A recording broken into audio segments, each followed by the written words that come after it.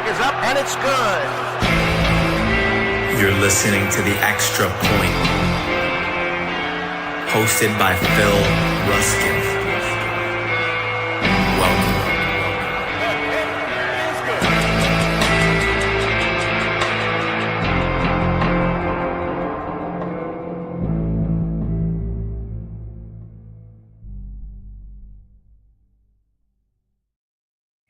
Welcome in to another episode of The Extra Point. I am your host, as always, Phil Ruskin, joined by my guy, Kendall VanDerBilt. What up, brother? Hey, man. Another day, another good, fun group of Dynasty rankings.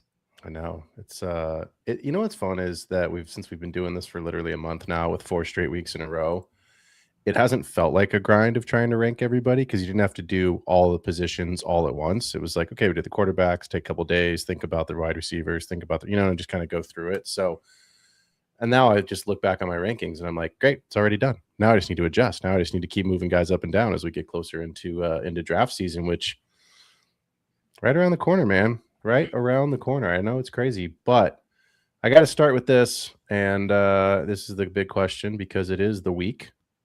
Who you got on Sunday? I'm really into the Seahawks. I mean, I already was kind of in on them fantasy wise, right? But I love the organization from top down. I love a team that has in my opinion, stud running back backed up by an elite defense. And I think in many cases, a lot can go wrong and you can still win that game. And if a lot goes right, you're blowing people out. I think Drake Mays, I think they have their work cut out for them. If Seattle's offense is doing well, I think the Patriots are in trouble. But I'd like to see a bounce back from the Patriots offense, put up some points, make it a little more interesting. Here's where I'm at. I'm obviously going to be cheering for the Patriots because I'm a Niners fan. So there is not a part of my body that will give any sort of support to the Sea Chickens. But I hope one of two things happens. I either hope it is a close game, and if Seattle wins, fine. I think they are a great team. To be fair, I did get to see them in week 1 in Seattle. Me and my buddies were up there, and bang, bang, Niners took home the win. But I just don't want a repeat of last year. Like, the game was over last year at halftime, and that was difficult. Even as a neutral, I'm just going to say it, and apologies to the Eagles fans and to the Chiefs fans. I wanted both teams to lose because it could not have been a worse Super Bowl, in my opinion, in terms of teams that you're just tired of, but it was 100-0 at halftime, and it was like, dude, this game's over. So I'm hoping for a competitive game and the Patriots to come out on top. Maybe Borregales, is that the kicker? Yep. Maybe Borregales becomes the new New England legend like Vinatieri and kicks a walk-off, and 17-13 maybe. I mean, it's not going to be that, but that'd be awesome. So I mean, look, the most exciting thing for sure is a running back wins the game and it's a 50-plus yard rip for either Travion or Kenneth Walker. I mean, I think this could harken back to the Chiefs are crazy, but all of a sudden it became a running back battle. And what's his face? Mr. Fantasy himself in the playoffs. When it was Mostert at the time? No, for the Chiefs. It was before Pacheco. He lit him up for 2 touchdowns and 100. You know who I'm talking about. Yes. My brain just went completely blank. Yeah. Yes. Mine did the exact same thing, but I would love to see that. This has the potential to be running back games tend to be less fun in general, unless it's these two teams and these two running backs. I actually think that could be kind of an interesting game. So old school. We'll see. Well, if you've been following along the last couple, Rasta is in the chat. Stop the show. There he is. Hey, the Godfather himself, man. If you've been following along the last couple of weeks, Kendall and I have been breaking down all of our way too early 2026 rankings by positions. If you want to check those shows out, that would be the quarterbacks, the running backs, and the wide receivers. We have been going through the top 24. Positional ones and twos. You can listen to those on YouTube, watch them on YouTube. You can also listen on Patreon and Spotify at The Extra Point. Make sure to like and follow the show. You can see the ticker on the bottom. Subscribe, hit that button for us. It does help us. Kendall and I are always available for questions. Hit us up on our DMs and Sleeper. And then, of course, we always have leagues. So if you're wanting to play with us and test your knowledge and come play with the Get Right Fantasy crew, hit us up and we'll see if we can't get you into league. We are going to finish our positional discussion tonight going through the tight ends, Sadly, there's probably not enough tight ends to talk about. So as promised, we will go through kind of that wide receiver 25 to 36 as well. So we're going to start at the top, Kendall. And I think this first tier, I can see your rankings, but I could have done this blindly. There's only 2 names. We have the exact same 2 names in the top tier. Why don't you just tell everybody who we both have, even though they already know? Yeah. Tier 1, Bowers and McBride. If you want to have a little debate about which over which, I've got some takes. I've got some short and some long-term takes if you really want to split hairs. It's more of a conversation of, hey, I'm weak at tight end and I want to go big. It's a trade conversation, less than like a this guy versus that. But you're probably going after both. But if you might decide, hey, I'm willing to overpay for one and just pay market price for the other, it's probably coming down to personal opinion. But I'm curious, do you got... you got them in the same order I do? I have them in the same order you do. And I'll be honest, I sat with it for a little while today, not for too long, because obviously they were both in the same tier, but it was more about, like you said, splitting hairs. And for me, it actually came down to who's more impactful to his team today, because both quarterbacks have incredibly bad situations. We don't know who the quarterback is going to be in Arizona. For right now, it's Kyler, but we don't know that that's going to be the case for a certainty come September. We assume it's going to be Mendoza in Las Vegas. Again, could be a team that makes a huge trade or comes up, but the assumption is that the Raiders will hold at 1 and draft Mendoza, which means Bowers will be on his 3rd quarterback in 3 years.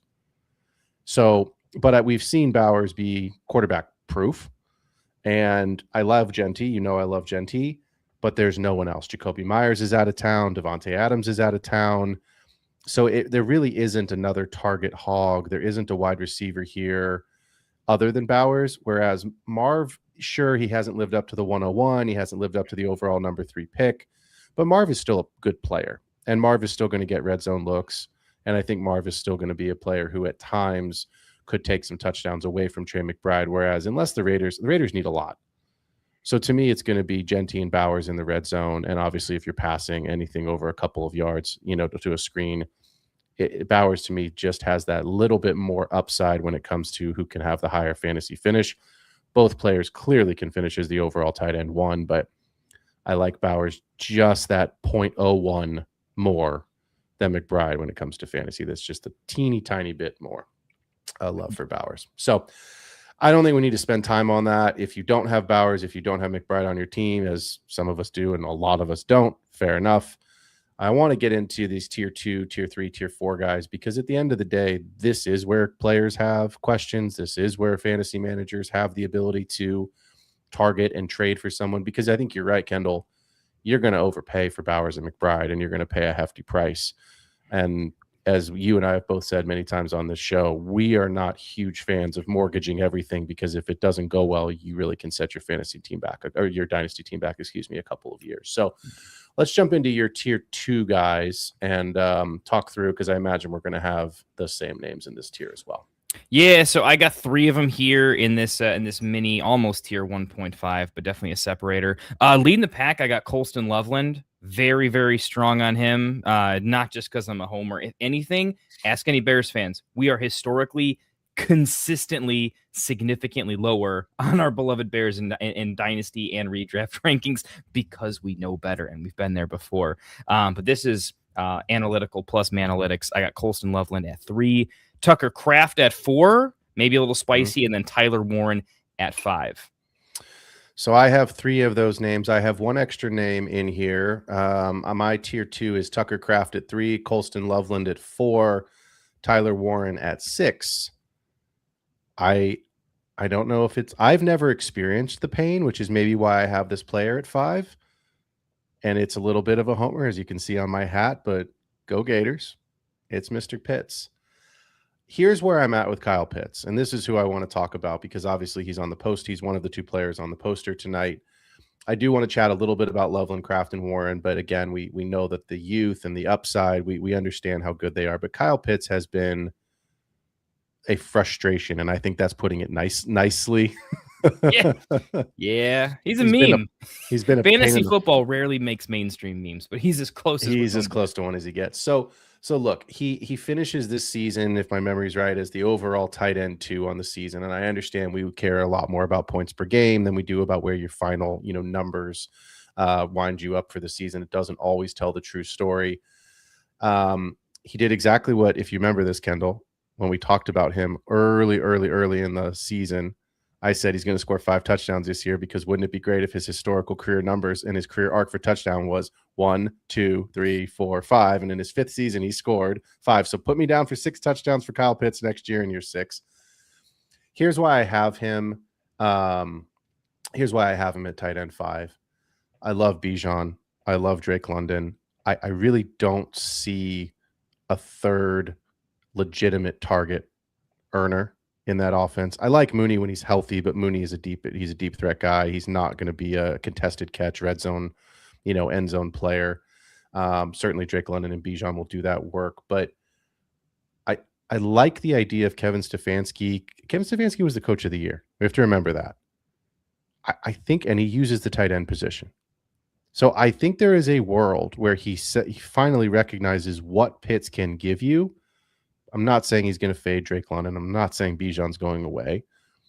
But I think there is a possibility that Kyle Pitts has the coaching staff, the team around him, to give you another top 5 season. And in this position, we're not concerned with top 12 like we are at the wide receiver, running back, or quarterback position, because if you're not in the top 5, 6 through 12 doesn't really matter, right? It's more of a plug and play. Don't goose me, right? Don't goose me. Just give me something in my weekly points. So where are you at with Kyle Pitts? Because like I said, as much as I love him and I'm, from Gainesville and all this stuff, I have to take my bias aside and go, I don't want that experience, and I haven't. So where are you at with Pitts? Are you more of a believer? Or are you still, maybe you don't trust him because this was an outlier season? Where's your head at? So with Kyle Pitts, I'm having to take multiple take pathways and just like average them out in my head, if that makes sense. Like range of outcomes, I think, are very likely just because I've seen it happen before and kind of play it out. So I agree with you. The head coaching change, I think, is a net positive. And I also think that quarterback play, especially when they're younger, just generally gets better because I think they get significantly better coaching at the NFL level compared to college. Sometimes it takes a little while for it to take, though. We saw that with our own Bears quarterback and Caleb, right? So I think that can happen with several players. And I think we even saw that with Kyle Pitts himself last year a little bit, just benefiting from, I think, coaching staff definitely trying to utilize him in a different way. So, I have him buried in my rankings a little bit, but like, I really believe he's basically tied for 6th. Tier 3 is very flat, very volatile for me. Yep. It's still an upside tier, right? Like when you get to tight end 9, which is where I have Kyle Pitts, that seems like a bad number. I mean, Ferguson used to hover around that range, but for me, it's really, I think tight end's deeper and better than ever, because I think in its younger, tight end used to be they never produce young. Look at our top 10 rankings and look at the age, right? And look how confident we are at through 9 through 10 with their ages, right? So I think it's a very different world that we're stepping into, specifically after last year's draft, which had a couple good tight ends, which doesn't typically happen every year. So I think it's one of the more richer landscapes. So don't take the number historically for what it is, but good coaching. I don't think for at least one more year the weapons change all that much for Kyle Pitts, so that feels good. I feel like the only thing that's probably going to get in the way of Kyle Pitts is the fact that that team may have an identity that is, we want to play pretty good defense, stay in games, lean on Bijan, and the overall passing volume is a let's limit mistakes from the quarterback position, and limiting mistakes and limiting bad games will actually help his growth. But I think that could correspond with a poor showing for Pitts maybe in the first half because of low passing volume, and they'll kind of amp that up. I definitely see maybe a tale of 2 halves next year for Kyle Pitts. It's difficult to rank that in Dynasty. I feel like a lot of times it's play in short windows with tight end because offenses can change massively, and they can take pretty big swings up and down the board, mostly down, unfortunately. So I'm hesitant with Kyle Pitts because it took a lot for him to get to where he is. Okay. And I'm still playing with the same fact that I don't think he will spark up in rankings and production correlating with maybe how the narrative is supposed to. I think he'll take the new coaching a little bit slower. And so I like him. I can't quite get him up into what I might call that tier 2 range as you. But, make no mistake, I have him above Kincaid. I have him above Kittle, right? So I'm not fully burying him. I do like him. I like him in that mix of guys. I like him more than Laporta, even though I have him ranked below in terms of I want to play for upside. And he does have an elite window of upside where he could crack tier 2 in a way that I don't think the rest of his tier can. Yeah, I mean, I first of all, I love what you said about a tale of two halves because I couldn't agree more. We said that last week when we were talking about Drake London, right? We said, who's the quarterback going to be? They just cut Kirk Cousins. The expectation is that Penix is not going to be ready. Like, hear me out for 10 seconds. Aaron Rodgers. Does Aaron Rodgers really want to go play with Mike McCarthy? I don't know. Does anybody want to play for Mike McCarthy? Probably not. But like, could see Justin Fields too. Yeah, so that's what I mean. But like, I think you brought up Anthony Richardson as like a potential, just like, hey, gadget guy. We just need you to like not throw the ball, and if you do, just like throw screen passes or like 5-yard out, 5-yard curl routes in the flat. But my point is that with Pitts, you're gonna have some of those struggles. New coaching staff, new inconsistent quarterback play until Penix is back. But here, you said that flat tier, right? I put Pitts in this tier 2 because I just feel like where this guy's in the names in tier 3, I would have had to put Pitts in his own tier. And I see the upside, I see the potential, and that's why I've got him in this tier 2. But like the guys in my tier 2, Colston Loveland, I think he's going to be at the top of this tier pretty soon. I think he's a guy, and Tucker Kraft, that could crack that tier 1, potentially tier 1.5 that you called it. Mm-hmm. But like, who's a quarterback for the Colts? I've got Tyler Warren at 6. We love the upside, but like, is it Daniel Jones? So we put him at 6 for the exact same reason. It's a carbon copy discussion. So I want to talk about Tucker Kraft for just a second because I don't think people are going to forget about him. But I do think there will be a handful of players that don't remember how incredible he was to start the season. And I want to ask you this question because I know we've got a lot of other names to get to. But if Tucker Kraft had finished this season on the same pace that he was at, do you put him in the Bowers McBride tier, or do you still have him as the number 1 guy? I know you had Loveland at 3, but I have Kraft at 3. Do you still have him as the top of this tier 2? Yeah, he would still be top of tier 2. Okay. There's a unique, like tier 1 tight ends for me there's a specific category they have to be in or a specific characteristic, right? Yep. And that is the way they're used in the offense. You could say a lot of words and a lot of sentences here, but you know it when you see it. And they are the weapon in the entire overall offense in a game-changing way. And I think Kraft would be fantastic, but he shouldn't ever be that for the Packers based on how they're constructed for years. For him to be tier 1, the team would have to be fundamentally different. And I don't think that's the way the team is going to win games. I don't think. Yeah, I mean, I agree with you. I don't think that's the way they're going to win games, but I still struggle with the Packers because who's their number 1 wide receiver? To me, it's Tucker Kraft. Like, Christian Watson is great when he's out there. He's not out there very often. Romeo Doubs is a best ball player. Matthew Golden, I think you and I both agreed he probably wasn't a first-round talent. He was probably the one guy that was probably a little bit easier to say, like, oh, maybe fade him a little bit in draft season. Like, he's a great second rounder, but even though he's a first-round talent, he gets pushed up the board and he's going at the back end of the 108 to 112, right? Yeah, he's like a worse Jameson Williams. I can see him developing, but it's going to take a lot. I can too, but like the Packers' identity has been get Josh Jacobs established, get high percentage throws for Jordan Love, and when you're in the red zone, if it's not going to Jacobs, where is Tucker Kraft? Tucker Kraft had 6 touchdowns in the first 8 games before he got injured. I think there's a very realistic world where he could have finished as the overall tight end 1 on that pace, given the fact that Jordan Love's receivers are. It's a roulette wheel of pick your guy this week, and if you hit, you're awesome, and if you don't, you might get goosed. So I really love Tucker Kraft. I think I just want to keep people who have their notes. I know we won't forget him because he's young. In a dynasty startup, you're going to want somebody like that, but it's not that you forgot about him, but just remember, go the opposite way. Remember how good he really was. And I think if you are on the clock, or you're, putting in a bid in a auction startup, you're going to be really happy with Tucker Kraft as your tight end one. So let's jump into tier 3, because this is where it gets interesting. I don't know what the words are here. Fun. It's just, here we go. Who you got, Kendall? Tier 3. Tier 3, 4 names for me, 6 through 9.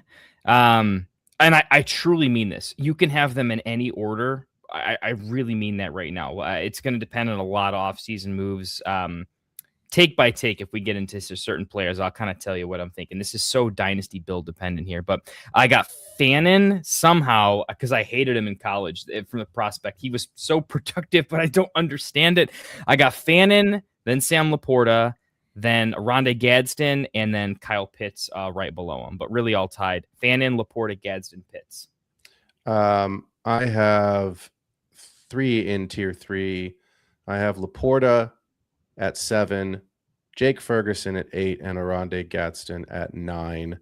I want to go through all 3 of these names. I told you guys a couple minutes ago that I could have easily put Pitts in his own tier, kind of in between tier 2 and tier 3. I could also have put Pitts here. I do see the upside. I do think the talent is there. He's still young.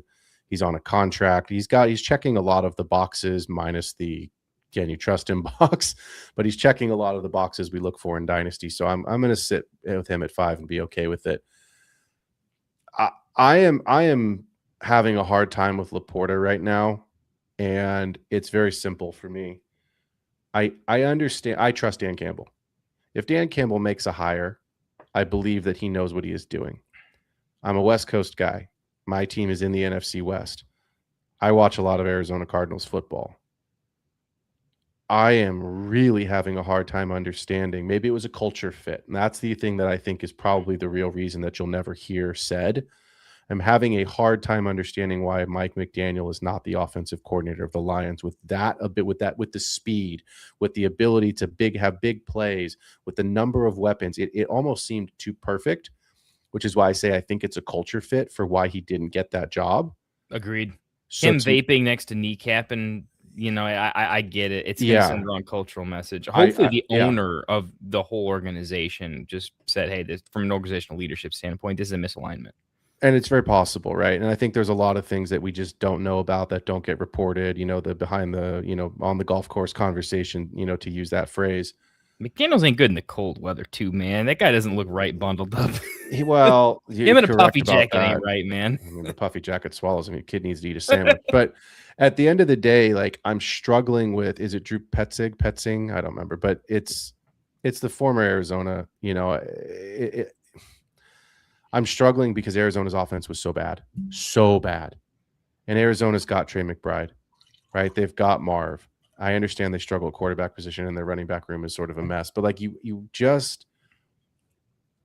went from Ben Johnson, which is a huge step down, to whoever was going to fill that role. Understood. But we're still excited about the Lions, right? Like, there is a very real – Monty's a free agent. There's a very real possibility that Gibbs is in the backfield alone. He won't completely be alone. Obviously, they'll sign someone if they let Monty go, but like probably not going to be signing the caliber of player that Monty is, which means Gibbs' snap percentage and share should go up. Gibbs could be the overall number 1 running back next year. Again, for the second out of third year. Amon-Ra, under contract, still the guy. Jamison Williams didn't break out. We already knew about Jamison Williams. He's already shown what he can do. So this was more of a establishment season than a breakout season. And I understand Laporta missed most of the season and the injury, but I think lost a lot of close games too, to be real. If you look at the season, there was a lot of games that if 2 or 3 go the right way halfway through the season, different things. That Jared Goff touchdown fumble, non-touchdown Steelers game was like, what the fuck, right? So, but here's where I'm at with Laporta. I hated the offense in Arizona. I have question marks as to what it's going to look like in Detroit. And at the end of the day, it's the same conversation that we had 2 seasons ago on our do not draft list. And we said, don't take Sam Laporta in the second round because he's not going to give you double-digit touchdowns. That's the only way he finishes as the overall tight end 1. Right? So it's like, where are the touchdowns coming? It's the same thing I used to say when I was coaching. There's only so many goals that can be scored in a game. I coached soccer, for those that didn't know.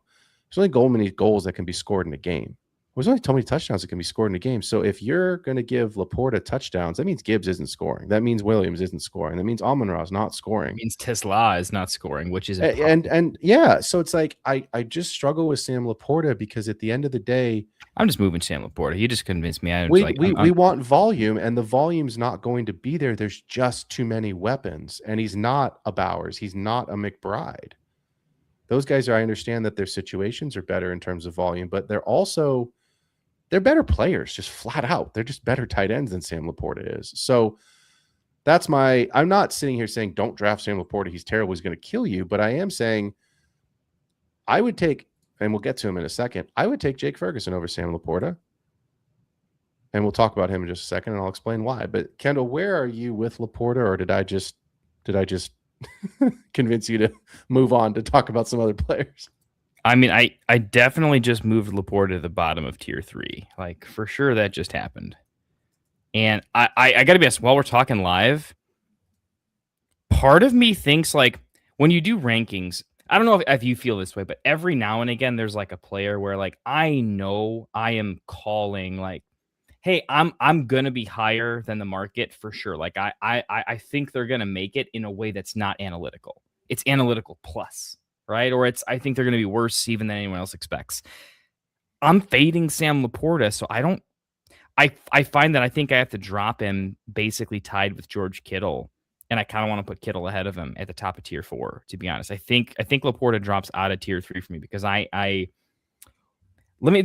talent of Sam Laporta compared to the talent of some of the rookies that just came in, say a Terrence Ferguson, right? Mm-hmm. I love the opportunity. It just hasn't popped yet. Laporta walked into an opportunity where he could pop, but his overall prospect talent profile was quite good, but not great, right? So talent and opportunity, he had all the opportunity. When that gets taken away a little bit, it doesn't take away his talent, but I don't see a lot of reason to give him tremendous opportunities, specifically with a lack of offensive identity at this point. And Isaac Tesla being the most, like, he's a touchdown cannon. He's a one of one in the NFL in a very unique way that affects Sam Laporta in an extremely unique, I haven't ranked a team this way type of way. But it's a real thing, and I think it's devastating to him because you know how much touchdowns affect the tight end position. That's it. I mean, it's so big. And with Tesla being, I think 43% of his targets, if I remember the stat correctly, were red zone. Literally half of his targets were red zone, and they scheme for him. So that takes all of his upside away, and tier 3 for me is still an upside group. I'm going to flip him with Kittle. Yeah, Laporta's a fade for me. Yeah, you make a good point, right? Because if Tesla scores, that probably hurts Sam Laporta more than it hurts any of the other Lions. Because let's say on average, the Lions are scoring 3 to 3.5 touchdowns a game. Let's say Tesla gets the first one. More often than not, Gibbs is going to get one. Yeah. And then you're either looking at, possibly a Laporta touchdown, sure, right? Another Gibbs rushing or potentially Gibbs receiving touchdown, because those are both in the range of outcomes. The big bomb to JMO, or a typical, scheme something up for Amon-Ra. And so to me, it's like, if Drake London scores a touchdown, that doesn't kill Kyle Pitts. It doesn't kill Bijan, right? It's not something that's going to just destroy your week, right? At the end of the day, there's really only 3 guys in Atlanta that can score. Truthfully, I mean, sure, you can have some outliers, Algier, Mooney, something could happen, right? But the majority of your play calls are going to go to London, Pitts, and Bijan. You've got extra players in Detroit. You've got an Isaac Tesla. Monty's was there this season. You know what I mean? So, like, there's just too many mouths to feed. At the end of the day, you also have to remember this: 10 touchdowns Sam Laporta's rookie season. JMO was hurt for a lot of that. Gibbs started out, was Gibbs's, it was Gibbs. Gibbs wasn't in the league. Laporta's a year older than Gibbs. Monty was the guy. It was Monty and Swift. Yep. Monty and Swift were there. They came in separately, yeah.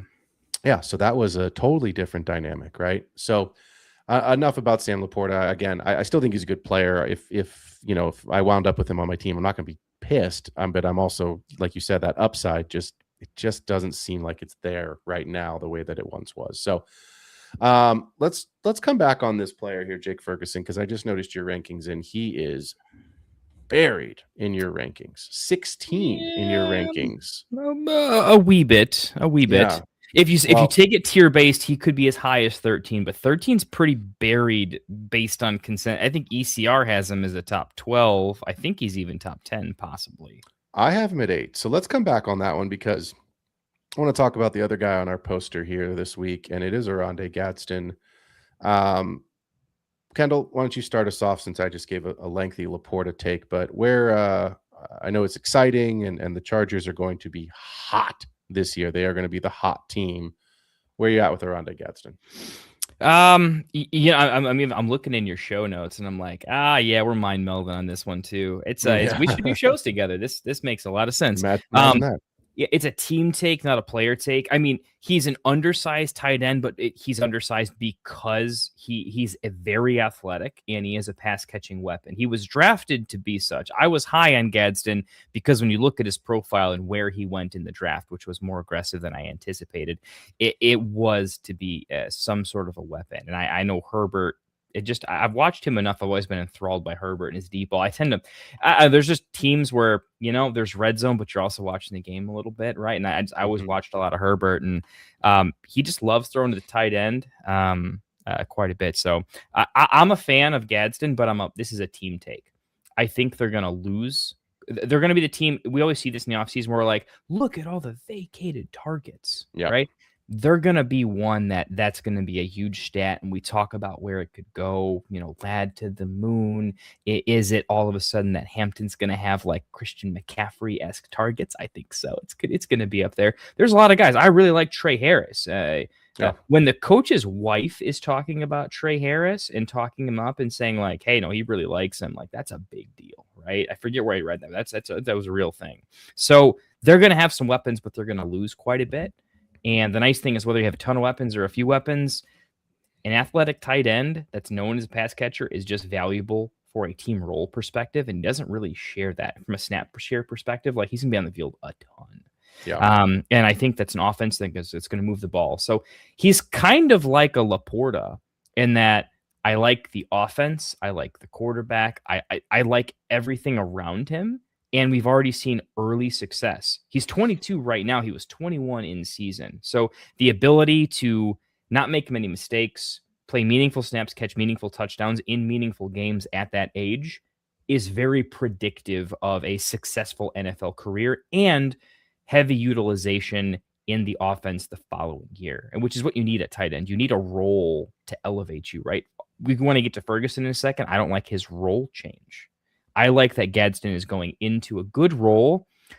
I just think there's going to be a lot of mouths to feed. So again, I can't get him higher, but I really like him in the tier. And he's only 22, so a lot of room to grow. I feel like safe floor, volatile ceiling that he won't always hit. Sometimes he might just be a guy. He could play the Mark Andrews role in recent memory quite well, I would assume. So tempering super high-end expectations, but really like him as a productive piece of good offense. So I'm with you. I'm going to take a little different take as to why I like him. I just gave a whole take on Laporta saying there's too many mouths to feed. And the same argument can be made in Los Angeles with the Chargers, right? Lads there. Huge was hot and cold, but he had a much, much better season. Trey Harris, yeah, a lot of touchdowns. Trey Harris, we like him, but we didn't see a lot this season. And what we saw was okay. It wasn't bad. He didn't get a lot of snap, and that's okay. We love Hampton, right? We know about Hampton. And Herbert runs a little bit more than everybody thinks that he really does. So that does take away some, of those short yardage first downs for Gadsden. But here's why I like Gadsden regardless of all of that. I just said huge, hot and cold.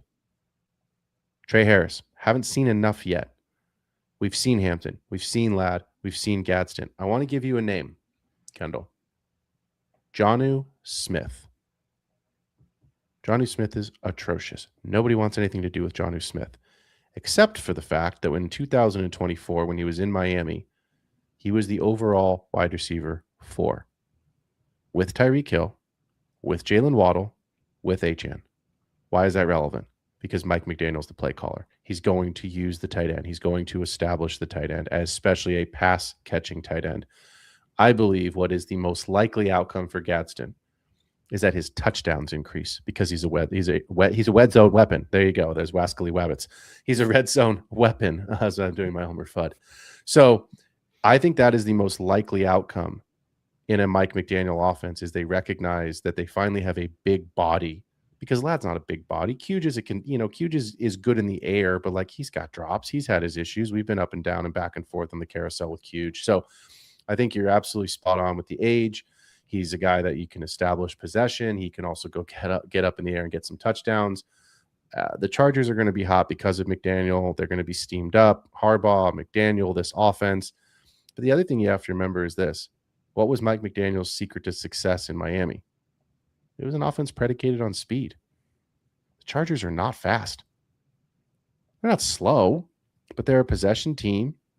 Their big plays are, big bombs to Cuge, right? Hopefully some big explosive runs from Hampton, but like they don't have a Tyreek Hill. They don't have it. I mean, Jalen Waddle and Achane are still some of the fastest guys in the league too. Don't forget about that. Like this is a different style that McDaniel's going to have. What do you do? What do good coaches do? They adapt to their players' strengths, right? So I think that's what's going to happen this season. I think you'll see Gadsden be more in the red zone than he was this year. I think he has the opportunity to increase his touchdowns. I like him as a player. I think he had, obviously he had some huge weeks for you, especially that run where was it week 6 through week 9, 13 points, 29 points, 18 points. I mean, that's tight end one numbers. Yeah. And there's just not guys other than the 21-year-old rookie too, man. There's just not guys that can stuff. Those guys can't give you, Sam Laporta is not going to give you that consistently for 4 straight weeks. So I think there are opportunities here for Gadsden to grow and to continue to elevate his game. And I realistically think he could be in that tier 2 next season if he continues to have a big upside and role in the offense and the touchdowns increase. So let's talk about Jake Ferguson because we are in the tight end position. This is about the only name that's drastically different. So I'll let you start because you said you didn't like the role let me rephrase. I think your words were you didn't see the role change in Dallas. So let's start there. Is that part of the reason why you have Ferg lower in your rankings? Yeah. It's definitely with tight end. I play in a tighter window typically because I think the production can shift well outside of foreseeable changes, right? When tight end production spikes up or down, you don't always see it coming. So with Ferguson, I think it is a team usage standpoint. Usage? What happened there? You Wascally Wabbited it too. Yeah, it's we're gonna drink more wine, man. Drink and chill stream. Here we go. All right, anti Fergie take because we and you were the big Fergie guys, right? This is assuming that Pickens stays. Yes, I think it's at least 51% he stays. The metrics say most of the time teams re-sign. They don't always, but usually they do. I think they do in this case. It makes a lot of sense. Doesn't have to, but they tend to not let their guys that produce go. Jerry doesn't let guys that produce go. He doesn't watch the bad games. He only watches the good games. And he blames coaches for player failure, not the players. That's a very big, long take why I think he definitely stays. So with that in mind, they finally have a run game. It's a little bit different. I mean, they had it with Zeke, but it's a run game plus a very two-headed monster passing attack. And it's definitely they're not relying on Ferguson in the same way. They're not scheming him. With 2 elite weapons, I don't think Dak is really looking towards the tight end. It feels like he has something to prove. When the team is doing better, I think Ferguson does better. If they have a winning record, I think Dak can settle down and take the tight end looks. But I didn't see a lot of that. I saw a lot of, I want to throw the ball 20 yards. I want to find my stars. I want to get him involved. And I just saw Ferg not play bad, but shrivel up in terms of the team was reeling, man. They're just going for it. They're having to. And the tight end's just not that exciting. And I didn't have a coaching staff that was able to calm them down and start moving the chains in more of a subtle fashion. So as long as there's 2 A-tier wide receivers there and a running game that's getting better by the second, but in a way that just doesn't help the tight end, I just don't see how he's relevant outside of an above average touchdown, kind of place. I need Dallas's offense to be fantastic.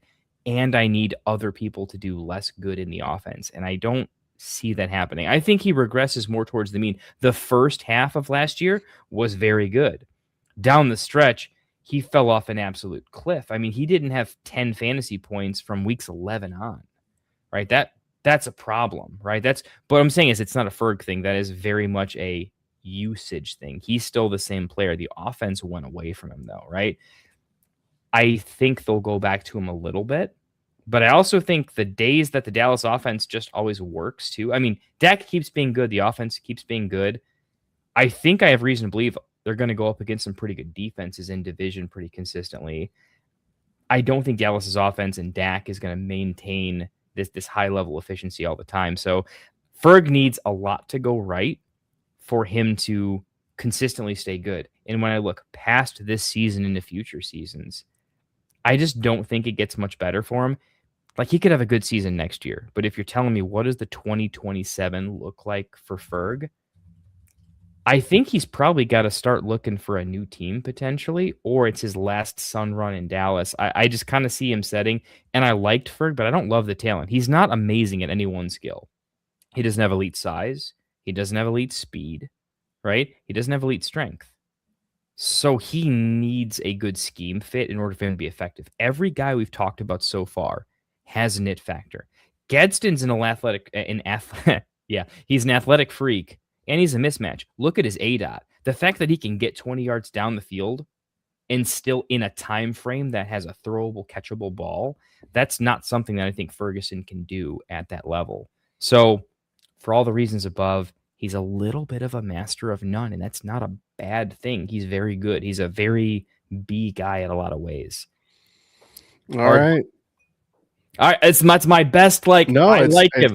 I try to capitulate. I like him, but I'm playing in a 3-year window with him too. And I like next year. I don't love it. And it gets worse from there. I will save my take because he is my spoiler alert. He's in the 2-minute drill tonight. Okay. I'm not going to tell you which side of the coin he's on, but don't look at the show doc and cheat. But he's in the 2-minute drill. So are you spicy on him? Oh my God. We had a question we in the chat. We got to disagree at some point. This is great. If Pickens returns, what's the chance they let Ferg walk and just roll with Schoonmaker? They can't. 0. He's under contract for 2 more years. So yeah, the Cowboys will have him in 25. They will have him in 26. They have an out in the contract going into 27. It's a $10 million dead cap in 27. It's only a $3 million dead cap in 25. You got to carry a lot of tight ends. So. It's a physical position. and it's a lineman position. They get injured a lot. To take your take in a 3-second synopsis, if you don't like Ferg and you can say that take, there ain't no way you're making a positive case for Schoonmaker. So I think at the end of the day, Ferg is the tight end 1 for the Cowboys, and that's what they're going to roll with. So I'm going to just bounce through these names really quickly, and then we're going to get into the wide receivers here. We will come back to the tight ends here at the 2-minute drill. I've got Harold Fannin at 10, Dalton Kincaid at 11, Brenton Strange at 12. I like Harold Fannin. I don't think Chief Njoku will be around forever, but he is there right now. He is a pain in the thorn in the side of Fannin. I think ECR Harold Fannin right now is at like 6 across Dynasty rankings, and I'm okay with that, but I don't think that's too rich for me because I don't trust Shedeur. And by the way, I don't want to talk about the Pro Bowl, but can we just remember this? Please remember this. If you are looking at Harold Fannin's outlook, Shedeur Sanders is not the starting quarterback for the Cleveland Browns. Deshaun Watson is. Everyone is just expecting Shedeur to be the quarterback. Do you understand how much money is still left on that contract for Deshaun Watson? And he's just better. I hate Deshaun. Me and you both have daughters. That says enough.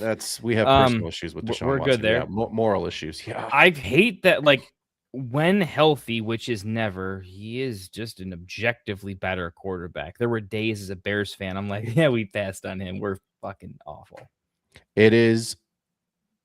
I understand, my brain just went blank. Todd Monken having this great video on social media, blowing up Shedeur and, I love you, man. And I wanted to draft you and, and all this other stuff in Baltimore. It's like, or whatever, it's like, okay, great. Yeah. But what are you going to do? You're going to walk into the building as a head coach and be like, oh yeah, you fucking suck. Get out of here.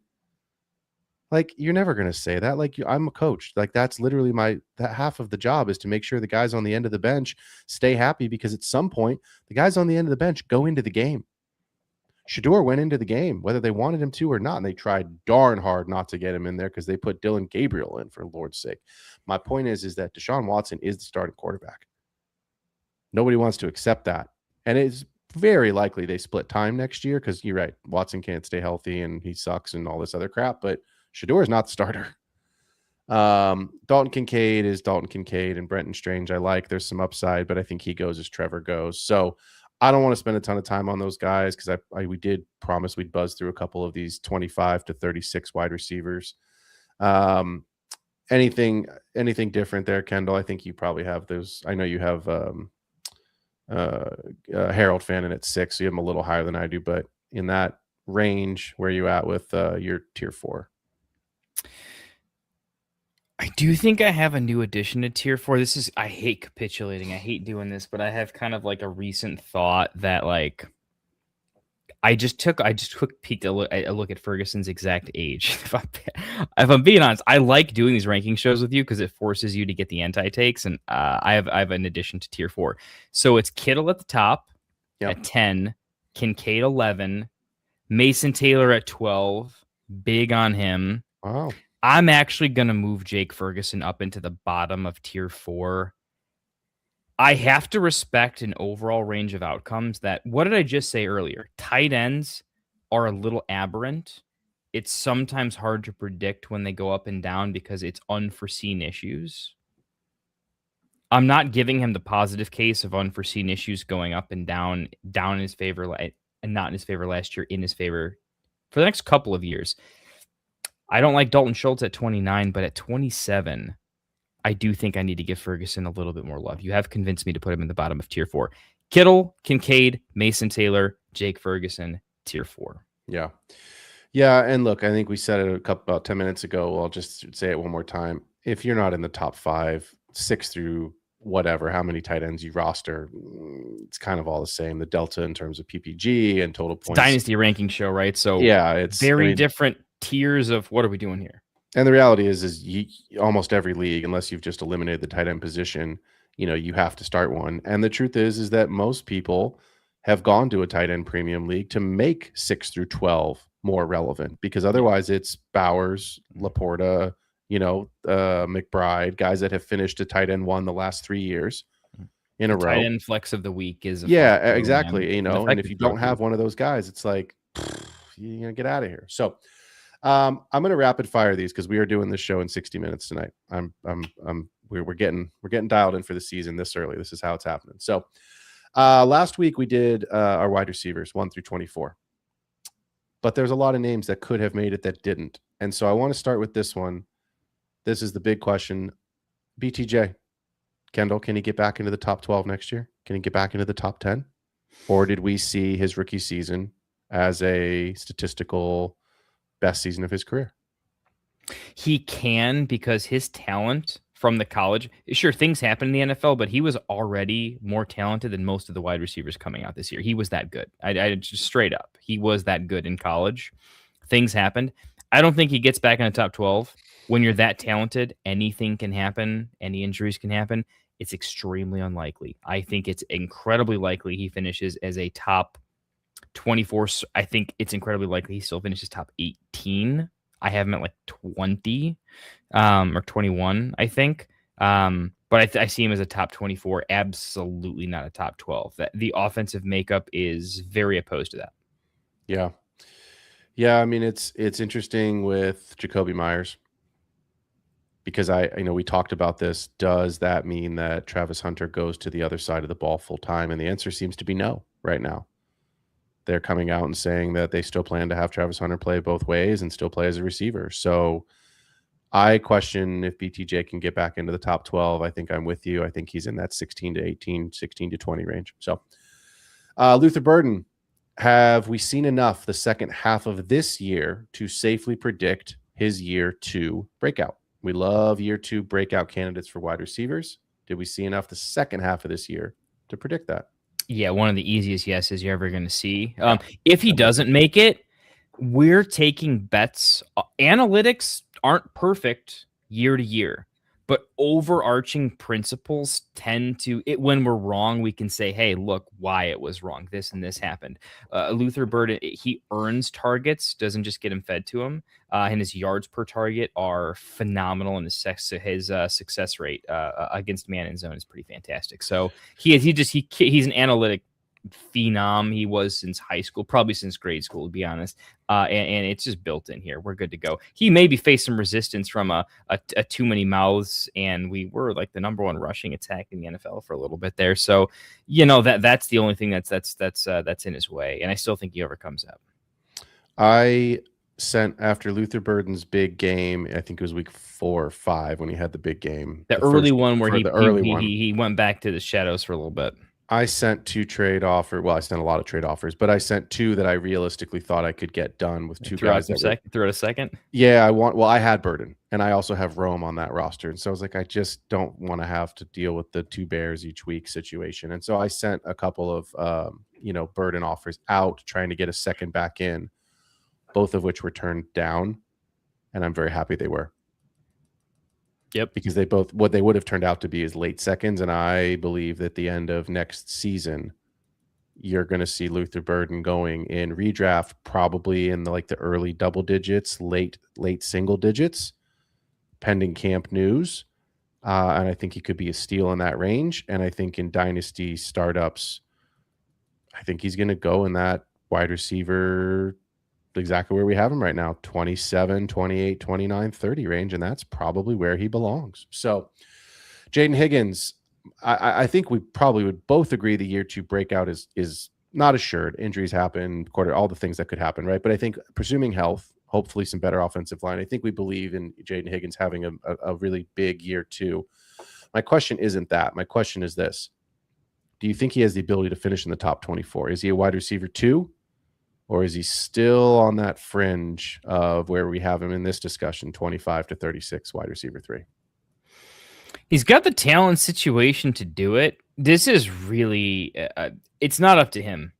It's not his call. Whether he makes wide receiver 2, wide receiver 3, Jaden Higgins will have nothing to do with it, right? So that's why it's hard to predict. We're not talking about Jaden Higgins. We're talking about the offensive ecosystem. Yep. We're talking about what the hell does Woody Marks do?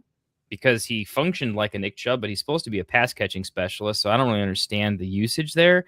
The O-line's bad, and Stroud is becoming a meme on fantasy football circles. I don't believe it's true, right? But it's more up to Stroud and the O-line and how they use the they use the running back position, sorry. It's not up to Higgins. So it's hard to give you a Higgins take. All the talent in the world to get there. Sounds like the coaching staff wants him to get there because, dude, as an offensive schemer, I think when you're like, dude, my quarterback's got turnover issues, and the number 1 corner on some teams is just gonna hurt you when you're, Nico might be open, but I don't know if their ball's going. Higgins is such a nightmare mismatch that it just feels like when he gets in the end zone, it's such an easy toss for the quarterback. It just feels like he's going to become a really, really great wide receiver 2 for the team, but one of those like T. Higgins wide receiver 2s that yeah, they're nice though, and they are the offense half the time, right? How many games is Chase getting targeted, but T. Higgins kind of takes the cake with the touchdowns and the big stuff and the 50-50 mosses? Higgins is a poor man's version of that, and that's a great place to be at his age. So I'm leaning more towards low-end wide receiver 2 outcomes, but that offense probably needs to develop some consistency, which probably needs getting the running game involved a little bit more. So I'd say year 2, more like wide receiver 3, post-hype sleeper, huge breakout when Nico starts fading a little bit down the line. Because I think Higgins could take over the Nico role, or Nico could become the X that's less targeted, the DK Metcalf to the over-targeted Higgins. And that's what I want to bet on long-term. Let me give you my spicy take. Please tell me. Jaden Higgins. Wide receiver 14 next year. This is a take I can get behind. 14, wide receiver 14 feels incredibly spicy to me, But I want to get in the flames. I told everyone, like, I like T. Higgins. All right, I like Jaden Higgins. Yeah. Good comp, though. Yeah. But Phil, like, loves Jaden Higgins in a way that I understand, but I can't get to. And I think you deserve every bit of the victory lap on the Jaden Higgins. Like, Yeah, cheers. Sell your late firsts for like multiple early seconds. We said so. We said like the Burdens, Higgins, like it feels good to be right on that range. It just took a long time, but we're getting there. We're getting there. I want to give everyone some quick dynasty fades, and then we will finish tonight with the 2-minute drill. Dynasty fades. Look, selling aging wide receivers as a solo trade, guys, is a bad move. Everyone knows what you're doing. You're just trying to get younger, right? You're trying to capitalize on, I just need some picks, right? So you're just not going to get the return you want. I want you to please package aging wide receivers with picks or as part of a larger trade package, because here are 5 names that still can look in certain circles, can look attractive, but are fading. Terry McLaurin, Deebo Samuel, who is the weakest of the names on this list, DK Metcalf, A.J. Brown, and Cortland Sutton, right? If you are a win now team, Kendall and I would always say, go get a late second or an early third. These guys can't be bought for an early third, but go get a late second, grab someone that can finish inside the top 36 and just, ride it out and go get yourself a championship. I would not buy these 5 names. I would go buy Devontae Adams for a late second for one more season if I'm a contending team, because he's done nothing the last 2 years except lead the NFL in touchdowns.